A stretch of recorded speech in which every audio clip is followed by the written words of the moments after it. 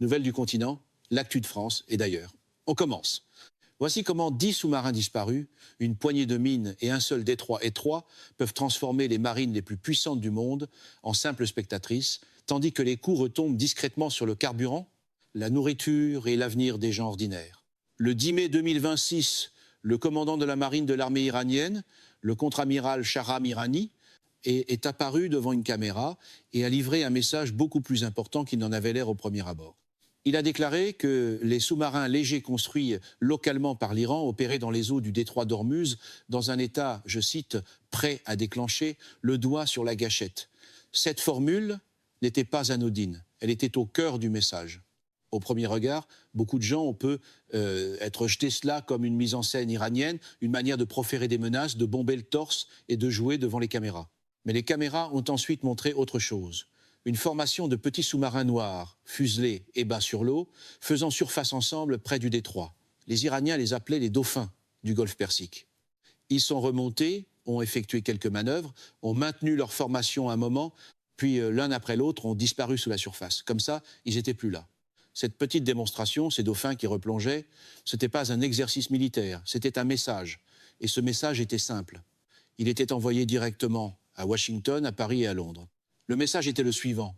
L'Iran était toujours là et personne ne savait où il se trouvait. Ce n'est pas exactement le genre de problème qu'une conférence de presse à la Trump peut régler en pointant un graphique et en déclarant un succès historique. L'importance de ce moment ne concerne pas seulement quelques petits sous-marins faisant des figures dans le golfe Persique. Elle concerne la théorie des jeux, le conflit asymétrique et l'idée que la puissance n'est pas toujours ce qu'elle semble être. Quelques semaines seulement avant ce moment, le Pentagone avait fait une annonce très confiante. Il disait en substance que la flotte sous-marine iranienne avait été complètement détruite, que l'opération Epic Fury avait éliminé la menace sous-marine et que Téhéran ne disposait plus d'un seul sous-marin fonctionnel. Mais exactement au même moment où le Pentagone faisait cette annonce, des évaluations indépendantes du renseignement, provenant de sources qui ne sont pas sur la liste de paix du Pentagone, racontaient une histoire très différente. Elles indiquaient qu'environ 10 mini-sous-marins de classe Gadir restaient introuvables dans tous les rapports américains d'évaluation des dommages au combat. 10 sous-marins avaient disparu, sans être détruits, sans être coulés, simplement introuvables. Apparemment complètement détruits, s'accompagne maintenant d'une note de bas de page, sauf la partie que personne ne peut localiser. Pour comprendre pourquoi cela compte, il faut comprendre ce qu'est un sous-marin Gadir. La classe Gadir a été lancée pour la première fois par l'Iran en mai 2005 et officiellement mise en service actif en 2007. Sa conception est basée sur le sous-marin nord-coréen de classe Yono. Cela peut sembler surprenant parce que la Corée du Nord est souvent écartée comme un pays sans économie. Mais dans la guerre asymétrique, la question n'est jamais simplement de savoir qui a le plus d'argent. Il s'agit de savoir qui conçoit le bon outil pour le bon environnement. Les caractéristiques sont modestes. Le sous-marin mesure 29 mètres de long, soit à peu près 2 autobus urbains stationnés bout à bout. Son déplacement en plongée se situe entre 120 et 125 tonnes. Sa vitesse maximale en plongée est de 8 nœuds. Selon les standards navals conventionnels, le Gadir est petit, lent et limité. En haute mer, face à un sous-marin nucléaire américain, il n'y aurait même pas de match. Mais ce n'est pas la bonne question. La question n'est jamais de savoir à quel point une arme est puissante dans l'abstrait. La question est de savoir quel problème précis cette arme résout dans un environnement précis contre un adversaire précis. Lorsque cette question est posée à propos du Gadir dans le golfe Persique, face à la marine des États-Unis, la réponse change tout. C'est la partie que la machine de communication pro-Trump saute toujours.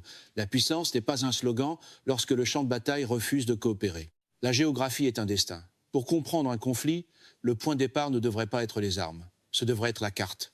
Le golfe Persique et le détroit d'Ormuz forment une étendue d'eau extraordinairement peu profonde selon les standards des océans du monde. La profondeur moyenne du golfe Persique est d'environ 50 mètres. Dans les principales voies de navigation du détroit d'Ormuz, les véritables corridors où circulent les pétroliers et les cargos, l'eau n'a qu'environ 30 mètres de profondeur. C'est à peu près la hauteur d'un immeuble de 10 étages. Le sous-marin américain de classe Ohio mesure 170 mètres de long et déplace 18 750 tonnes.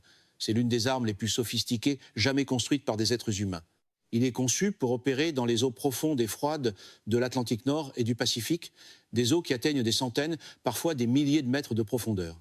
Il peut plonger profondément, accélérer, esquiver et lancer des frappes à des distances extraordinaires. Mais lorsqu'on place ce sous-marin dans une étendue d'eau de seulement 30 mètres de profondeur, il devient une baleine coincée dans une baignoire. Il ne peut pas plonger, il ne peut pas manœuvrer efficacement. Les températures élevées et la salinité inhabituelle du Golfe créent des problèmes techniques pour des systèmes conçus pour des conditions océaniques froides et profondes. Le Gadir est différent.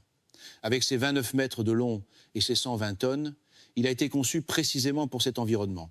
Il peut opérer confortablement à 30 mètres de profondeur. Il peut se glisser dans les principales voies de navigation du détroit d'Ormuz avec une marge suffisante. Et il peut faire quelque chose qui change complètement l'équation stratégique. Il peut rester absolument immobile sur le fond marin, moteur coupé, tous les systèmes électroniques en mode de puissance minimale, totalement immobile, simplement posé là, au fond. Cela compte à cause du fonctionnement de la détection. Le sonar actif envoie des impulsions sonores et analyse les échos qui reviennent. Le sonar passif écoute et capte les sons produits par la cible. Les deux systèmes sont conçus pour trouver des objets qui bougent, qui font du bruit ou qui produisent une signature acoustique distincte. Un Gadir posé complètement immobile sur le fond marin, moteur coupé et silencieux, ne produit presque aucune signature acoustique. Le golfe Persique ajoute un autre facteur crucial. C'est l'une des étendues d'eau les plus bruyantes de la planète. Des centaines de navires commerciaux y circulent chaque jour. Des dizaines de plateformes pétrolières en mer fonctionnent 24 heures sur 24, forant, pompant et envoyant des vibrations mécaniques dans l'eau dans toutes les directions. Les variations naturelles de salinité créent des couches d'interférences acoustiques qui déforment les lectures sonars. Dans cet environnement, un sous-marin de 120 tonnes posé immobile au fond est, du point de vue des systèmes sonars les plus avancés au monde, pratiquement impossible à distinguer d'un amas de rochers ou d'une épave engloutie. La marine américaine déploie des avions de patrouille maritime Fuit Poséidon, des avions de chasse aux sous-marins les plus avancés jamais construits, coûtant chacun plus de 200 millions de dollars, qui effectuent des trajectoires continues au-dessus du Golfe, larguent des bouées sonars et écoutent. Elle déploie des destroyers équipés des réseaux de sonars passifs les plus sophistiqués jamais développés. Et ces systèmes, dans cet environnement précis, face à cette cible précise, ne sont pas capables de trouver 10 sous-marins qui font la sieste sur le fond marin. Pour un mouvement qui adore qualifier chaque chose de la plus avancée de tous les temps, c'est un moment embarrassant pour la bande d'applaudissements. Ce n'est pas un échec de la technologie américaine, c'est un échec des présupposés américains. La marine a construit sa capacité de guerre anti-sous-marine pour combattre les sous-marins nucléaires soviétiques dans les profondeurs de l'Atlantique Nord. Elle ne s'est jamais pleinement optimisée pour traquer de petits mini-sous-marins silencieux posés au fond, dans une étendue d'eau peu profonde, bruyante et encombrée par l'activité industrielle. La doctrine n'était pas adaptée à l'environnement et l'Iran avait compris cette asymétrie bien avant le début de cette guerre. La plupart des couvertures médiatiques se trompent sur le danger que représentent ces sous-marins parce qu'elles se concentrent sur les torpilles. L'hypothèse est que les sous-marins sont dangereux parce qu'ils tirent des torpilles sur les navires. Mais les torpilles ne sont pas l'arme principale du Gadir. La véritable arme, l'arme stratégique, celle qui donne à l'Iran un véritable levier sur le détroit d'Ormuz, c'est la mine navale. Comprendre ce que ces mines font réellement est essentiel pour comprendre pourquoi l'affirmation du Pentagone selon laquelle il a neutralisé la menace est si dangereusement trompeuse. L'Iran possède plusieurs familles de mines navales, deux sont particulièrement pertinentes ici. La première est la Maham 2, c'est une mine de fond. Lorsqu'elle est déployée, lorsqu'un sous-marin Gadir la libère au milieu de la nuit dans le détroit d'Ormuz, elle coule jusqu'au fond marin et repose à plat. Elle ne flotte pas. Elle ne pend pas à un câble. Elle reste simplement là, au fond, à moitié enfouie dans le limon et le sable, ressemblant, du point de vue du sonar, à rien de plus intéressant qu'une roche plate. La charge militaire est de 320 kg d'explosifs puissants. C'est suffisant pour briser la quille de n'importe quel pétrolier commercial ou navire militaire qui passe au-dessus. Mais la caractéristique de conception qui la rend vraiment extraordinaire, c'est son mécanisme de comptage des navires combiné à un délai d'activation. Elle peut être programmée pour laisser passer sans danger les 5 premiers navires ou les 20 premiers ou les 100 premiers, puis au nombre précis qui a été fixé, elle explose sous ce navire. Les implications tactiques sont graves. Les dragueurs de mines américains et alliés peuvent entrer, effectuer un balayage de la zone selon toutes les procédures standards, ne rien trouver, déclarer la route dégagée et permettre au transport commercial de reprendre. Tout peut sembler sécuritaire, les gens peuvent se détendre. Puis, peut être une semaine plus tard ou peut être 2 semaines plus tard, lors d'un après-midi parfaitement ordinaire, une Maham 2 qui a compté jusqu'à 20 et un peu explosé sous un super pétrolier transportant 2 millions de barils de pétrole brut. Les dragueurs de mines étaient passés, ils avaient certifié la route comme sûre. Et la mine était toujours là, toujours en train de compter, toujours en attente. C'est le genre de bannière mission accomplie qui commence à avoir l'air nerveuse lorsque la mine s'est comptée. La deuxième mine est la mine roquette EMA 52, importée de Chine. Celle-ci fonctionne selon un principe complètement différent et franchement terrifiant. Elle peut s'ancrer à des profondeurs de plus de 200 mètres. Lorsque ces capteurs acoustiques et magnétiques détectent la signature d'un navire de surface passant au-dessus, elle tire une roquette depuis le fond marin directement vers le haut, à travers la colonne d'eau, jusqu'à la coque du navire ciblé. Ce n'est pas une mine passive qui attend d'être heurtée. C'est un système d'attaque actif qui a l'apparence du passif. La vitesse de lancement de cette roquette suffit à annuler tout temps de réaction de l'équipage. Au moment où quelqu'un à bord du navire comprend que quelque chose s'est produit, la roquette est déjà arrivée. La Maison-Blanche a annoncé que les forces américaines avaient détruit 97% du stock total iranien d'environ 5000 mines navales. Il reste donc 3%, soit 150 mines. Ce chiffre n'est pas petit dans ce contexte. 150 mines, réparties intelligemment sur le fond d'un détroit large de 33 km, suffisent à interrompre pendant des mois le transit de 20 millions de barils de pétrole par jour. Non pas parce que chaque mètre du détroit a été bloqué, mais parce qu'une fois l'existence de mines non localisées établie, aucune compagnie d'assurance maritime au monde n'assurera un navire pour le traverser. Et sans assurance, aucun capitaine rationnel ne fera passer son navire. Ces 10 sous-marins Gadir disparus pourraient être en train d'ajouter discrètement des mines à ces 150 en ce moment même, se déplaçant la nuit, libérant une mine à la fois, silencieux et indétectés. Le lendemain matin, le compte pourrait passer de 150 à 153 et personne ne le saurait. Cela soulève une question fondamentale que personne à Washington ne veut formuler à voix haute. Avec toute sa technologie, toutes ses ressources et toute son infrastructure de renseignement, pourquoi la marine la plus puissante de l'histoire du monde est-elle incapable de résoudre ce problème? La réponse ne concerne pas vraiment la technologie. Elle concerne la doctrine, elle concerne les présupposés intégrés dans la façon dont une armée est construite. La marine des États-Unis a été construite pour la guerre froide. Toute sa doctrine de guerre anti-sous-marine, ses tactiques, son équipement, sa formation et les réflexes intellectuels de ses officiers ont été optimisés pour une menace précise de grands sous-marins nucléaires soviétiques rapides, opérant dans les eaux profondes de l'Atlantique Nord et du Pacifique. Le Gadir est l'opposé de cette menace dans absolument toutes les dimensions. Il est petit, pas grand. Il se déplace lentement lorsqu'il chasse, pas rapidement. Il se cache en restant immobile, pas en fuyant. Il opère dans des eaux peu profondes et bruyantes, pas dans un océan profond, froid et silencieux. Le résultat est une forme de cécité institutionnelle, non pas parce que les officiers de marine américains sont stupides, ils ne le sont pas, mais parce que lorsqu'un système passe des décennies et des centaines de milliards de dollars à s'optimiser pour un problème précis, il crée une organisation qui voit le monde à travers la lentille de ce problème. Lorsqu'un type de problème complètement différent apparaît, le premier réflexe consiste à appliquer les anciens outils. Et les anciens outils ne conviennent pas. L'habitude héritée de l'ère Trump de traiter de vieux slogans comme une nouvelle stratégie se heurte ici au même problème. Le sonar n'applaudit pas la confiance. Chaque fois que la marine déploie un fusil Poséidon pour traquer un Gadir, elle dépense 200 millions de dollars en avion pour chercher une cible qui vaut quelques millions de dollars et elle échoue souvent à la trouver. Ce n'est pas une victoire militaire, c'est une hémorragie économique. Et l'Iran est parfaitement heureux de la laisser continuer. La France et la Grande-Bretagne représentent l'une des études de cas les plus instructives sur l'apparence de la puissance par rapport à la réalité de la puissance.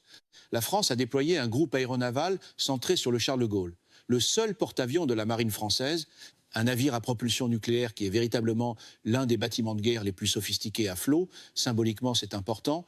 La France signale qu'elle est présente, sérieuse et capable. La Grande-Bretagne a déployé le HMS Dragon, un destroyer de Type 45, l'un des navires de défense aérienne les plus avancés jamais construits. Le ministère britannique de la Défense a décrit ce déploiement comme une planification prudente visant à assurer la disponibilité opérationnelle. Ensemble, la Grande-Bretagne et la France dirigent la planification d'une coalition multinationale destinée à protéger le transport commercial et à rétablir la liberté de navigation dans le détroit d'Ormuz. Des dizaines d'autres pays ont participé aux réunions de planification. Mais le détail crucial, c'est que la Grande-Bretagne et la France ont toutes deux déclaré explicitement, clairement et sans ambiguïté, que cette mission maritime ne commencerait pas avant l'établissement d'un cessez-le-feu durable et avant que l'industrie maritime reçoive des garanties suffisantes permettant navires de transiter en sécurité. Autrement dit, elles protégeront la liberté de navigation dans le détroit après que le détroit sera déjà sûr. Elles commenceront la mission après que les conditions qui rendent cette mission nécessaire auront été résolues. En pratique, cela signifie que le Charles de Gaulle et le HMS Dragon sont ancrés à l'extérieur du problème, en attente. Ils ne draguent pas les mines, ils n'escortent pas les pétroliers dans le détroit. Ils ne brisent pas le blocus de facto. Ils se prépositionnent, mènent une planification prudente et se tiennent prêts pour un avenir dans lequel ce qu'ils sont prêts à faire ne sera plus nécessaire. Et pendant qu'ils attendent, un vraquier a été frappé par un objet volant non identifié à seulement 23 000 nautiques de la capitale qatari, sous les yeux de leur coalition. C'est cette rare forme de fermeté qui attend que le danger ait terminé son quart de travail. Deux puissances navales sérieuses, dotées de véritables capacités, se retrouvent dans cette position à cause du problème Gadir et du problème des mines. Du point de vue d'un commandant naval français ou britannique, le calcul est brutal.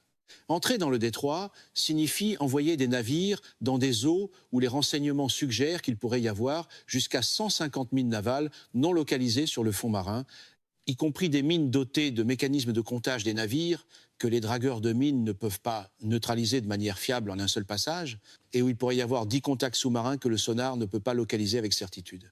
Si le Charles de Gaulle heurte une mine ou est frappé par une torpille tirée par un Gadir non détecté, les conséquences politiques et militaires sont catastrophiques. La France perd son seul porte-avions. La Grande-Bretagne perd un Type 45. La coalition s'effondre. Alors ils attendent, ce qui est le choix rationnel du point de vue de la gestion du risque. Mais c'est aussi exactement le choix que la stratégie iranienne a été conçue pour produire. C'est l'élégance de ce que l'Iran a fait avec le Gadir et avec sa stratégie de minage. Il n'a pas besoin de couler le Charles de Gaulle, il n'a pas besoin d'attaquer le HMS Dragon, il n'a pas besoin de tirer un seul coup sur un navire de guerre européen. La simple existence de 10 sous-marins non localisés et d'un nombre inconnu de mines survivantes sur le fond marin suffit à maintenir ces navires de guerre à l'extérieur du problème. C'est la dissuasion, dans sa forme la plus efficace, non pas la dissuasion par une puissance de feu écrasante, mais la dissuasion par une incertitude crédible et insoluble. L'Iran a utilisé l'effet de levier créé par cette situation d'une manière qui rend le tableau stratégique véritablement intéressant. Il a établi ce qu'il appelle la Persian Gulf Strait Authority, une organisation dont la fonction pratique est de faire fonctionner un système de péage. Les navires commerciaux qui cherchent à traverser le détroit d'Ormuz sont dirigés vers des intermédiaires affiliés au corps des gardiens de la révolution islamique, le CGRI, afin de payer des frais et de recevoir une autorisation de transit. Avant ce conflit, environ 138 navires traversaient le détroit chaque jour. Ce nombre s'est effondré. Les navires qui passent encore sont en grande partie ceux qui ont accepté les conditions de l'Iran. L'Iran n'a pas eu besoin de bloquer le détroit avec des navires de surface, il n'a pas eu besoin d'établir un poste de contrôle militaire visible. La menace que des sous-marins Gadir fassent quelque chose, la possibilité vague, impossible à localiser, est toujours présente que quelque chose arrive, suffit à pousser les opérateurs commerciaux, soit à demander la permission de l'Iran, soit à éviter complètement le détroit. Le détroit transporte 20% de l'approvisionnement mondial en pétrole, soit 20 millions de barils par jour, et l'Iran en tire une rente. C'est la théorie des jeux dans sa forme la plus pure.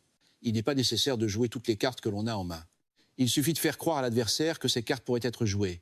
Et les Gadirs, silencieux sous l'eau, rendent cette croyance entièrement crédible.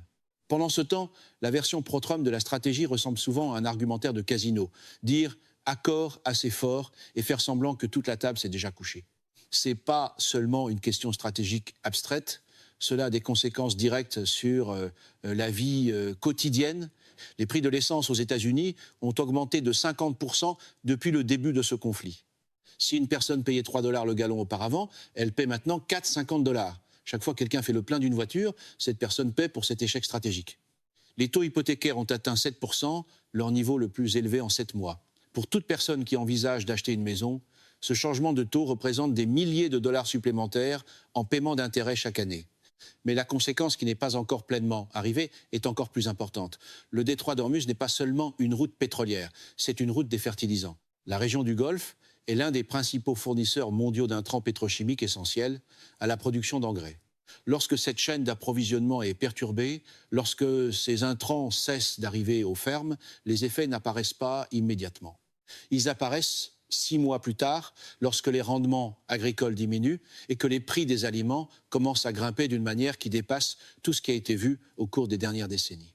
La perturbation a déjà eu lieu.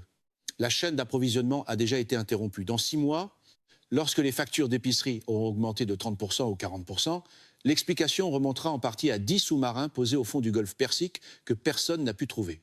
Le public n'est pas simplement spectateur de ce conflit. Les gens le paient chaque jour à la pompe et au supermarché.